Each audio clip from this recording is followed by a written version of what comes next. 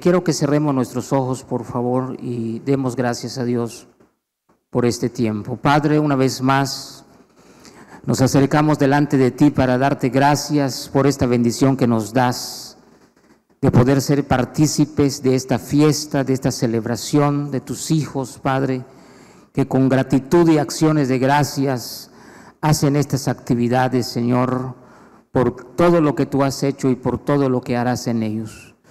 Pido, Dios, que hables a tu pueblo, que uses mi vida conforme a su voluntad y que hable solamente lo que edifique y lo que no, Señor, que no lo hable. Oramos en el nombre de Jesús. Amén. Muy bien. En el año 2009 yo me sentía un poco confundido en el ministerio y quería buscar dirección de Dios, quería exactamente saber cuál era el propósito de por qué Dios me había llamado en el ministerio.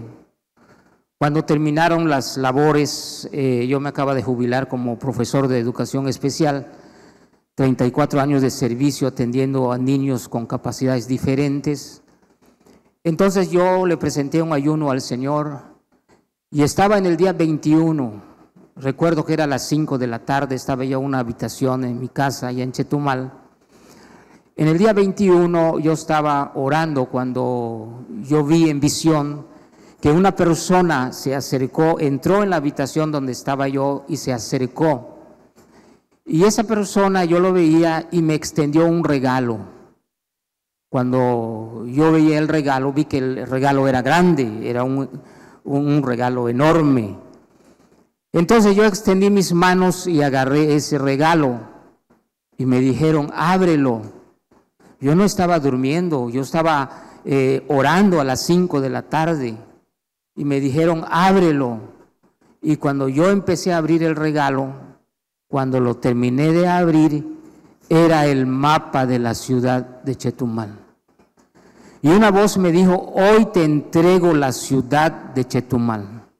Ve, corre y ponle con letras grandes la iglesia de la ciudad, porque voy a levantar una iglesia representativa de mi reino en Chetumal. Durante 4 años yo batallé en Chetumal porque a mí no me gustaba Chetumal. Y todas las veces que yo quería salir de la ciudad, nunca Dios me lo permitió. Yo no entendía por qué estaba en Chetumal. Toda mi familia, casi somos 11 hermanos, vivían en Cancún. Y yo digo, ¿qué hago aquí en Chetumal? Pero las veces que yo quise ir a Cancún, Dios no me lo permitió. Entonces, con el paso del tiempo, vamos aprendiendo y vamos entendiendo que Dios tiene una asignación para nosotros. Usted no vive en la ciudad donde vive porque tiene muchas ganas de vivir ahí. A veces Dios tiene que movernos. Y Dios me movió a Chetumal. Y recuerdo que en el 2012, en un congreso en Campeche con el apóstol David Chi, el apóstol John Kelly me dio la palabra y me dijo, porque yo te establezco como pastor de la ciudad. Entonces, todo ese tipo de acontecimientos, vengo yo a entenderlo más adelante, porque al principio no lo entendemos. Yo recuerdo que cuando llegué a Chetumal, a los pocos 2-3 años conseguí mi plaza como profesor y quise conseguir mi otra plaza. Y yo había pagado la plaza y el líder sindical me dijo, no te voy a firmar la propuesta. Yo no entendía, pero si ya lo había pagado, si son derechos de un compañero que se había jubilado, yo solamente quería ocupar su lugar. Entonces, recuerdo que en un evento en la Secretaría de Educación en Chetumal, una tarde, la tercera vez que yo vi al líder sindical, le dije, oye, compañero, el maestro sale esta semana, yo ya le pagué y no vas a hacer que se pierda mi dinero. No te voy a firmar, me dice, ya te dije que no te voy a firmar, hazle como quieras, pero no te voy a firmar. Yo fui a mi casa triste, digo, ¿cómo pelear? Cuando me llama mi cuñada, la hermana de mi esposa, y me dice, ¿te firmaron la propuesta? Y le dije, no, no me lo firmaron. Y me dice, voy a hablar enseguida. Y habló y le dijo el profesor, oye, ¿no le firmaste la propuesta a mi cuñado para la segunda plaza? Y dice el maestro: oye, ¿es tu cuñado? Sí, es mi cuñado. ¿Y por qué no me lo dice? Entonces, el maestro me decía: no te voy a firmar porque tú nunca has trabajado en las comunidades. No te voy a firmar porque hay muchos compañeros que quieren bajar a la ciudad y tú nunca has ido en las comunidades. ¿Sabe qué entendí ahí? Que Dios me asignó la ciudad de Chetumal para acrecentar y ensanchar el reino de Dios aquí en la tierra. Qué bonito es cuando nosotros entendemos o descubrimos nuestro propósito de vida o el propósito de por qué Dios nos llamó. Cuando nosotros descubrimos el propósito de vida, nos ahorramos muchos esfuerzos, nos ahorramos muchas energías, nos ahorramos oraciones mal hechas.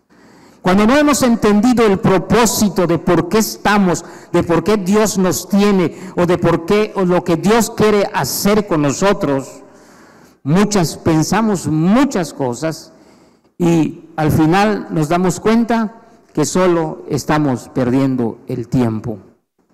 Pero cuando Dios me dio esa visión, entonces yo entendí que yo voy a trabajar para levantar una iglesia, ensanchar una iglesia en Chetumal, sus alrededores, para el reino de Dios aquí en la tierra. Cuando nosotros entendemos eso se vuelve la materia prima con la que Dios va a trabajar con nosotros. Por ejemplo, si un panadero quiere entregar 600 barras diarias, ¿qué necesita? La harina. ¿Qué es la harina? La materia prima. Si una persona quiere entregar 500 empanadas diarias, ¿qué necesita? La masa. ¿Qué es la masa? La materia prima. Si no hay harina y no hay masa, no se hace. Entonces Dios me mostró que cuando entendemos el propósito de por qué fuimos llamados, nosotros tenemos que desgastarnos en ese propósito porque es la visión de Dios. Y qué bonito es cuando nosotros trabajamos de acuerdo a lo que Dios quiere que hagamos. Qué bonito es cuando nosotros caminamos en la línea, en la dirección que Dios ha trazado para cada uno de nosotros. Cuando yo tuve esa visión, yo entendí una cosa. Entendí que al que llama, Dios lo respalda. Y yo creo que todos los pastores que estamos aquí no estamos porque teníamos ganas de ser pastores. Si a mí me preguntara si yo pensaba ser pastor, ante Dios yo jamás me imaginé ser pastor. A mi esposa al principio le decías pastora, se molestaba. Ella decía: yo no soy la pastora, él es el pastor, yo no estudié, él estudió. ¿Quieres que te atienda? Que te atienda él. Y durante muchos años ella no entendió su asignación. Tuvieron que pasar muchos años hasta que un día yo le dije a un apóstol: apóstol, así está mi situación con mi esposa. Y yo recuerdo que una mañana lo sentó frente de ella y le dijo: ven, sierva, voy a hablar contigo. Y allí el apóstol Alejandro Grande de Belice la ministró cuando mi esposa empezó a llorar, porque ella había entendido que el propósito de Abraham nunca se iba a cumplir sin el vientre de Sara. Entonces, toda esa administración se lo dieron a ella y después a mi esposa le decías hermana y ella decía: ¿qué soy, tu hermana o tu pastora? Ay, perdón, como no le gusta que le digan, no, hoy soy tu pastora, no soy tu hermana, soy tu pastora. ¿Y qué estoy diciendo con esto, iglesia? Lo que estoy diciendo es que cuando nosotros entendemos nuestro propósito y comenzamos a trabajar en ese propósito, entra un aceleramiento en todas las cosas, porque mientras no tengamos ese propósito, vamos a hacer muchas cosas, pero tal vez no seamos tan efectivos. Y yo reconozco que en mi ministerio hay muchas cosas que tengo que corregir. Por eso es la bendición que Dios me dio de conocer al pastor Carlos porque yo quiero hacer esa ruta de crecimiento que él hace, que es efectiva, que nos gusta, que estamos viendo que verdaderamente le está trayendo grandes resultados a esta iglesia. ¿Por qué? Porque hay una visión, hay una asignación, hay un hombre llamado, hay todo un esquema de trabajo para que la iglesia pueda crecer y pueda producir pastores y pueda producir más pastores y más pastoras y más líderes, porque este es el propósito de Dios, que nos ensanchemos y que ensanchemos su reino. ¿Cuántos dicen amén? Entonces entendí también que la vida cristiana no es un lecho de rosas. Yo recuerdo cuando comenzamos la iglesia en Chetumal, un pastor, tal vez por envidia, por lo que Dios estaba haciendo en la iglesia, me fue a ver una tarde y me habló y salí y se paró en el camellón y me dice: te doy 3 años para que tu iglesia se destruya. Y dicho y hecho, a los 3 años me vino la prueba más difícil del ministerio. ¿Por qué? Porque Dios tiene que probar nuestros corazones. Dios tiene que probar si verdaderamente estamos correspondiendo a ese llamado. Es muy difícil avanzar en el reino de Dios cuando no tenemos el respaldo de Dios. Y es más difícil cuando estamos haciendo algo que Dios no nos ha dicho que hagamos. Hoy en día me da tristeza porque cualquiera quiere ser pastor. Hay personas porque ya se sienten grandes y no quieren trabajar. Me voy a ser pastor. Yo le digo a los hermanos, ni sabe lo que usted está haciendo. ¿Cuántos están aquí? ¿Por qué? Porque así como en el Antiguo Testamento, escúcheme, habían falsos profetas, en este tiempo también hay falsos profetas, también hay falsos pastores, también hay falsos apóstoles.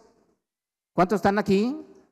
Y no estoy queriendo denigrar ningún ministerio, yo respeto los ministerios. Pero qué triste es cuando una persona está haciendo lo que Dios no le ha dicho que haga, no tiene el respaldo de Dios. Y qué difícil es caminar. Imagínense si Nehemías no hubiera tenido el respaldo de Dios. Imagínense si Moisés no hubiera tenido el respaldo de Dios. Imagínense si Jonás no tuvo el respaldo de Dios. ¿Y qué le pasó? Fue a hacer lo que Dios no le dijo que haga. El apóstol Pablo tenía el respaldo de Dios y fue muy difícil para él teniendo el respaldo de Dios. Si teniendo el respaldo de Dios, iglesia, es difícil, imagínese no teniendo el respaldo de Dios. La persona se amarga, no disfruta el ministerio, pero cuando realmente tú tienes el respaldo de Dios, aún venga el problema más difícil, eres feliz, lo capitalizas inmediatamente, entiendes que es el plan de Dios y que a veces es necesario, amén, cuando a veces Dios tiene que mover el árbol, a veces es necesario porque están estorbando el proyecto y el propósito de Dios. Claro que duele. Esta vez que fue el pastor ahí, pues yo lloré delante de él, porque 4 líderes a mí se fueron de la iglesia. Y el problema es que cuando la persona se va, no sale hablando cosas buenas. Se vuelve como enemigo de la iglesia. Y luego uno dice, no valoran tantos años, tanto sacrificio, tanto esfuerzo, tanto. Pero yo no me amargo la vida, yo soy feliz. Yo le doy la gloria a Dios porque era necesario pasar en Samaria. ¿Cuántos dicen amén? Entonces, cuando nosotros vamos a la Biblia, nos damos cuenta que Dios siempre ha querido respaldar su proyecto, su visión, que Dios siempre ha querido estar con sus hijos, porque Dios no quiere que la visión, que el proyecto se detenga. Satanás va a trabajar con toda su fuerza para impedir y detener el avance de los proyectos, pero déjeme decirle que es más poderoso el que está con nosotros, que si tenemos el respaldo de Dios, vamos nosotros a ver los resultados. Y le digo esto porque Moisés no salía si no sentía el respaldo de Dios. Moisés decía, si tú no me respaldas, no me saques. ¿Cómo decía Moisés? Si tu presencia no ha de ir conmigo, ¿cómo dice? No me saques. Porque ¿qué vamos a hacer sin el respaldo de Dios? ¿Qué vamos a hacer sin la presencia de Dios en nosotros? Va a ser muy difícil y solamente podemos avanzar cuando tenemos el respaldo de Dios en nuestra vida. Y esto es lo que le dijeron a Josué: nadie te podrá hacer frente todos los días de tu vida. Dios le dijo: no hay nadie que impida el propósito por la que yo te estoy llamando. Y Dios le dijo: nadie te podrá hacer frente todos los días de tu vida. Como estuve con Moisés, como respaldé a Moisés, así te voy a respaldar a ti. Estaré contigo todos los días. Y Dios le dijo: no te dejaré ni te desampararé. Porque los proyectos de Dios son grandes. Los proyectos de Dios no son pequeños. Los proyectos de Dios, iglesia, traen dificultad. Es trabajo, hay que hacerlo. ¿Cuántos dicen amén? Nadie va a impedir que te detengan. Amén. Y qué bonito es cuando nosotros entendemos que necesitamos tres tipos de respaldos. Número uno, necesitamos el respaldo de Dios. Y yo estoy seguro que necesito el respaldo de Dios. Número dos, necesitamos el respaldo del pueblo. Porque Moisés no lo iba a poder hacer solo. El pastor Carlos podrá ser un excelente pastor y lo es. Pero él no va a poder hacerlo solo porque el proyecto de Dios es grande. La visión de Dios no es para un solo hombre. Es verdad que Él va al frente, que marca el camino, que traza la dirección, que hace los esquemas, que implementa la estrategia, pero necesitamos el respaldo ¿de quién? Necesitamos el respaldo del pueblo. Y cuando el pueblo te va a respaldar, cuando vea que en su vida, pastor, hermano, hermana, cuando vea que en su vida Dios le está respaldando a usted en todo lo que hace, el respaldo de Dios va a estar con usted. Entonces la gente va a querer apoyarle. La gente va a querer hacer lo que usted está haciendo. ¿Por qué? Porque sin el pueblo no podemos hacer nada. Sin el pueblo es muy difícil. Y dice la Biblia, entonces respondieron a Josué diciendo: nosotros haremos todas las cosas que nos has mandado, e iremos a donde quiera que nos mandes. De la manera que obedecimos a Moisés en todas las cosas, así te obedeceremos a ti. Solamente que Dios te esté respaldando. Solamente que Dios esté contigo, así como estuvo con Moisés y lo respaldó. Josué, así queremos ver el respaldo de Dios en tu vida, pero si no vemos respaldo de Dios, entonces no vamos a hacer lo que tú nos dices. Por eso es que el reino de Dios se ensancha cuando hay un hombre llamado por Dios, establecido con Dios, con una asignación de Dios, y hay un pueblo que respalda esa visión. En una iglesia no pueden haber dos visiones, porque se vuelve una división. No puede un hermanito que Dios soñó y me dijo que lo vamos a hacer así. No se puede, no se debe. Porque entonces va a haber otra visión. Y cuando en una iglesia hay dos visiones, la iglesia se divide. Es división. ¿Cuántos están aquí? Entonces le dijeron: cualquiera que fuera rebelde a tu mandamiento y no obedece a tus palabras en todas las cosas que le mandes, que muera. Mira qué tremendo es el pueblo. Porque el pueblo quiere ver resultados. ¿Cuántos dicen amén? Haremos todas las cosas que mandes, solo si vemos, Josué, que tienes el respaldo de Dios en tu vida. Necesitamos el respaldo de Dios en todas las cosas. Necesitamos el respaldo del pueblo. ¿Cuántos dicen amén? Yo me siento muy feliz al ver al pastor Carlos. Cuánta gente lo apoya. Donde se mueve la gente. Yo le decía a mi esposa: el próximo año, si Dios quiere, yo no voy a hacer solo un servicio de aniversario, voy a hacer un congreso, porque donde vamos nosotros agarramos lo bueno. Y yo aprendí algo anoche, que viejo es el que deja de aprender. Y hay jóvenes de 20 años que son viejos porque ya no quieren aprender nada. Eso lo aprendí anoche. Me consoló. Soy un clásico. ¿Cuántos están aquí? Soy un clásico. Amén. Digo, qué bonito. O sea, a mí la verdad, mis respetos al apóstol. Todo, hasta le tuve que preguntar lo que no, porque no lo podía digerir. Fui allá al comedor y el apóstol, a ver, dígamelo otra vez. No lo podía digerir. Porque es un hombre de Dios. Amén. ¿Cuántos están aquí, iglesia? Entonces, y como tercer punto necesitamos el respaldo. ¿Sabe de quién? Número 1, de Dios. Número 2, del pueblo. Y número 3, necesitamos el respaldo de nuestras esposas. Yo no puedo reconocer al pastor Carlos sin antes reconocer a su esposa. ¿Cuántos están aquí? No puedo. Es injusto. No se vale. Yo no puedo decir tengo 24 años de ministerio exitoso ignorando a mi esposa. No se puede. Porque si es que crecemos en el ministerio es gracias a Dios y gracias a nuestras esposas. Yo no sé si hay mujeres que lo piensan así. Porque la esposa tiene la capacidad así de levantar y proyectar un ministerio, pero también de derribar. Entonces, tenemos que tener una buena actitud ante el respaldo de Dios. Por ejemplo, cuando el rey Ciro dio el decreto de que volviese el pueblo y reestructuraran, reedificaran, retomaran los holocaustos, todo el servicio en el altar, vemos allá 3 actitudes de Esdras, el sacerdote, el escriba, 3 actitudes. Cuando el rey Ciro dio el decreto de volver, número 1, estaba yo leyendo esa historia, y Esdras estaba decidido a hacer lo que tenía que hacer.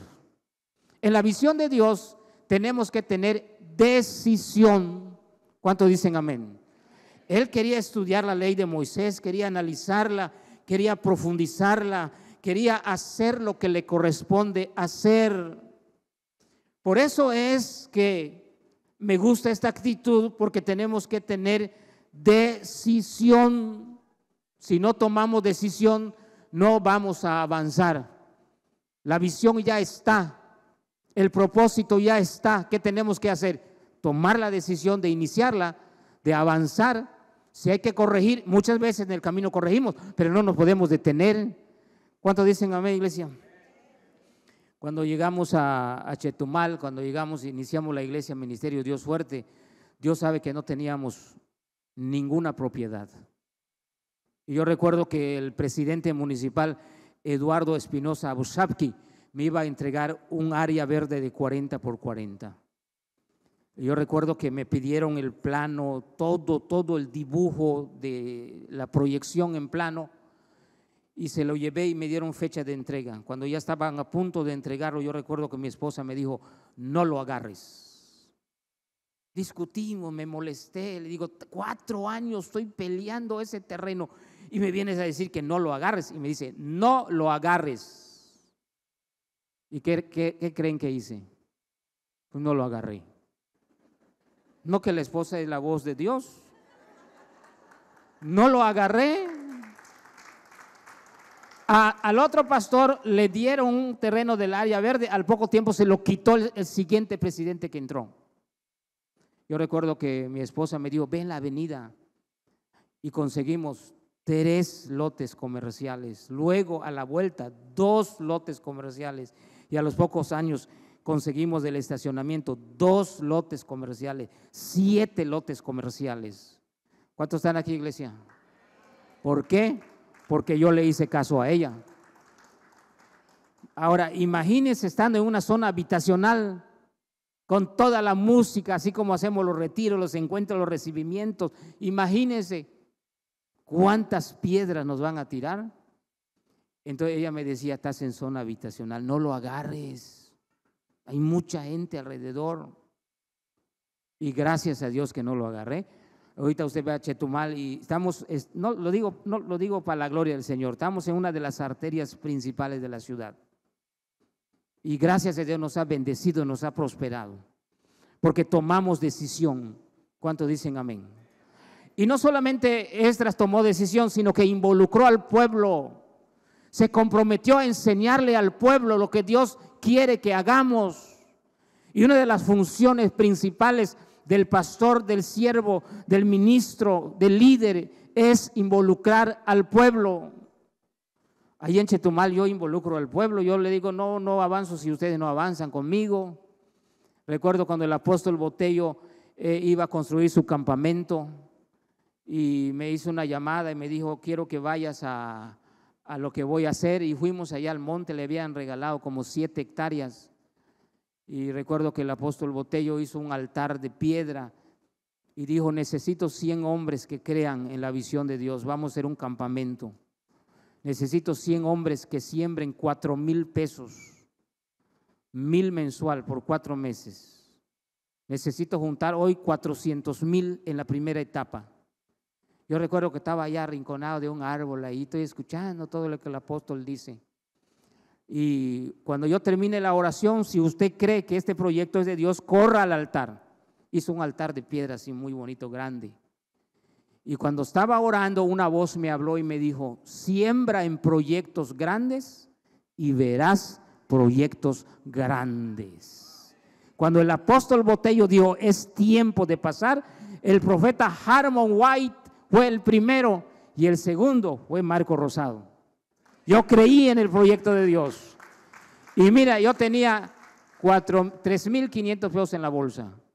Y le dije a la tesorera, le voy a dar 3,500, en 8 días le doy 500 y cumplo mi compromiso. ¿Sabe? Por esa ofrenda de pacto que hice, Dios nos entregó 250 lotes de 10 por 20. Escúcheme, 250 lotes de 10 por 20. Póngale a 150,000 cada lote. Mire, con Dios nunca se pierde, con Dios siempre se gana. ¿Cuántos dicen amén? Todo es para la gloria de Dios, para los proyectos de Dios, porque es nuestra responsabilidad ensanchar su reino donde quiera que estemos. Chetumal es mi responsabilidad, pero Mérida es responsabilidad de ustedes. Si las otras iglesias no hacen nada, no tenemos que fijarnos en ello, vamos a fijarnos si nosotros lo estamos haciendo. Yo le digo a la iglesia, es que no marchan, es que no nos fijemos en los demás. Vamos a hacer lo que nos corresponde. ¿Cuántos están aquí, iglesia? Y hace unos días yo le dije a la iglesia, necesitamos fortalecer las finanzas, porque es verdad que somos responsables de la salvación de las almas y del discipulado, sí, pero también somos responsables de las instalaciones, del patrimonio de la iglesia. Entonces yo le dije a los hermanos, vamos a poner una purificadora de agua. Hace exactamente un mes, le voy a decir algo, esta semana o la otra semana lo vamos a estrenar. ¿Cuántos están aquí? Ya el pastor ya vio la instalación que estamos haciendo ahí. Y le dije a los hermanos, vamos a proyectar un restaurante de 20 por 5,5 con cocina y baños. Y antes de que yo lo suelte, un hermano le habló a Luis Canché, le dijo, voy a dar 3 viajes de piedra, 2 viajes de polvo, voy a mandar el tractor para que haga toda la cimentación. Menos de 1 hora excavó todo la máquina. Y yo le digo a Mati, no tenemos el dinero, pero mañana lunes pide los 2 despachadores, le dije a Mati, porque ellos son empresarios jóvenes en la ciudad. Ellos tienen una empresa de tratamiento de agua. Yo le digo, pídelo, Mati. Yo prediqué esa tarde y yo recuerdo que invité al pueblo a participar una purificadora. No es proyecto del pastor Marco, no es proyecto de la pastora Leni, es un proyecto de Dios. Si usted cree en este proyecto, lo vamos a hacer porque necesitamos generar recursos para seguir ensanchando la obra de Dios. ¿Cuántos dicen amén? Terminando de predicar, se subió un hombre en el altar y me entregó 2 sobres, 65,000 pesos. Y cuando yo le dije a Mati, ¿cuánto costaron los 2 despachadores? 70,000 pesos. Dios me lo dio en ese momento. ¿Cuántos están aquí, iglesia? Tenemos que involucrar al pueblo, porque el pueblo tiene que saber que es nuestra responsabilidad. incrementar el patrimonio de Dios. ¿Cuántos dicen amén, iglesia? Yo recuerdo cuando techamos el templo, eso eran casi 600 metros de losa firme, con varilla de media, muchísimo dinero. Y yo vino mi apóstol y me dijo, no tengas miedo, quita la lámina, y tienes 7 años con láminas, un templo de 23 por 22. Y me dijo el apóstol, levanta la lámina, nada sucede hasta que algo se mueve. Si no mueves la lámina no va a pasar nada. Digo, ay, apóstol, pero es mucho dinero. Dice la Biblia que tienes que sentarte a pensarlo, no nomás hacerlo. Ah, pues sigue pensándolo entonces. Si no, y el apóstol me dijo, te voy a revelar algo. Tú das el paso y Dios pone el peso.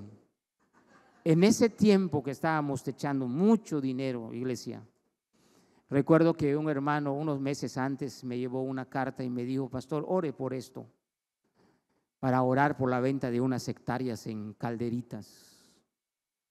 Esos meros días que estamos techando, se vendió todas las hectáreas. ¿Cuántos están aquí? Y el hermano, recuerdo que llegó y me dice, venga pastor, cuente conmigo y toma, este es diezmo, este es diezmo, este es diezmo, este es diezmo, este es diezmo. Techamos sin ni una sola deuda. ¿Cuántos están aquí? ¿Por qué? Porque cuando Dios te llama, te respalda. ¿Cuántos dicen amén? Hay respaldo cuando nosotros estamos trabajando y caminando en la visión, en el propósito, en el proyecto de Dios. Este no es un proyecto de hombre, es un proyecto de Dios. Amén. Y qué bonito es cuando la iglesia se involucra, cuando la iglesia verdaderamente cree en los proyectos de Dios. Es mejor que muchos den poco a que pocos den mucho, porque entre todos juntamos grandes cantidades para seguir invirtiendo en el reino de Dios, porque es nuestra responsabilidad.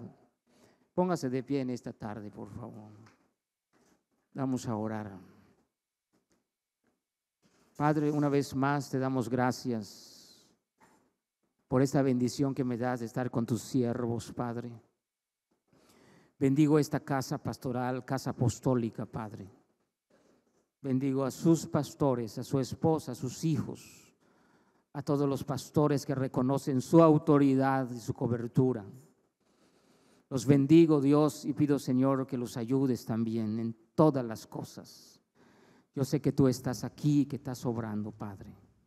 Te bendecimos en esta tarde, porque yo sé que harás más de lo que pedimos, más de lo que pensamos, más de lo que creemos, porque tú eres un Padre generoso, Señor, que te